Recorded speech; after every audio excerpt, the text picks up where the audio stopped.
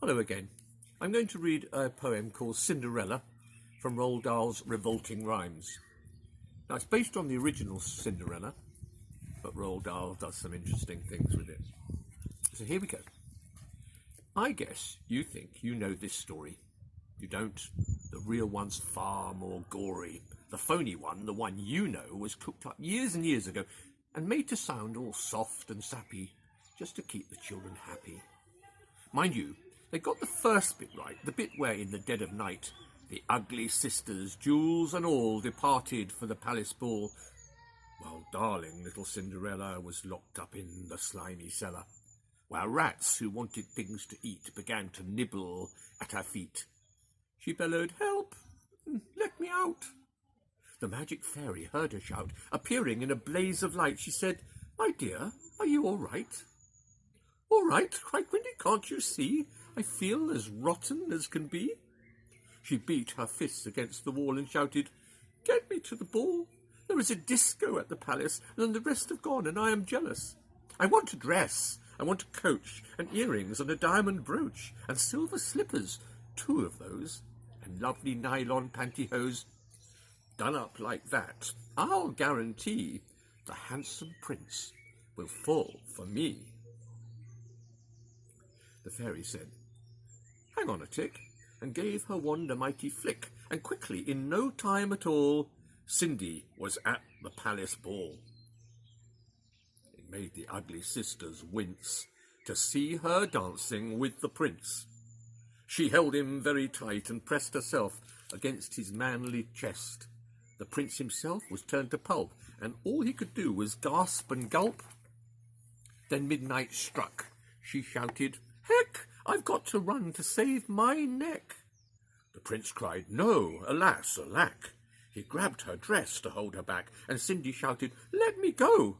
And the dress was ripped from head to toe. She ran out in her underwear and lost one slipper on the stair. The prince was on it like a dart. He pressed it to his pounding heart.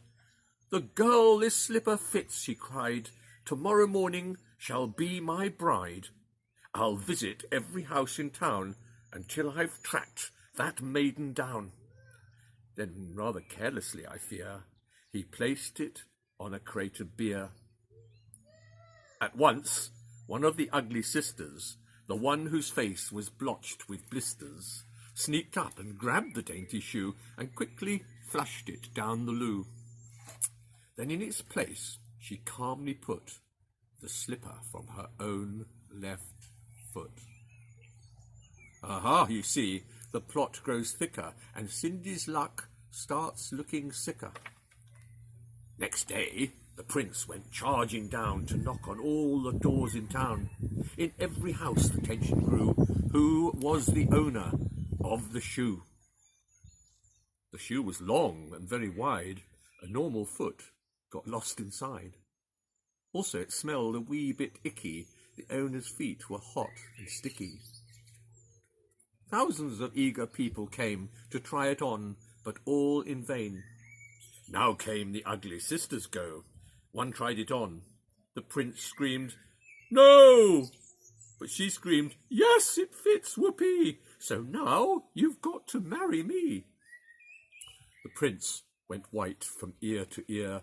He muttered, "Let's get out of here." "Oh, no, you don't. You made a vow." "Off! There is no way you can back out now." "Off with her head," the prince roared back. They chopped it off with one great whack. Oh dear, look at that.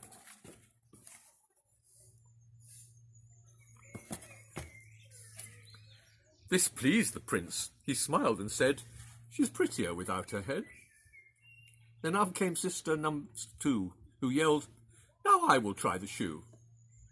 "Try this instead," the prince yelled back. He swung his trusty sword and thwack! Her head went crashing to the floor. It bounced and bit and rolled around.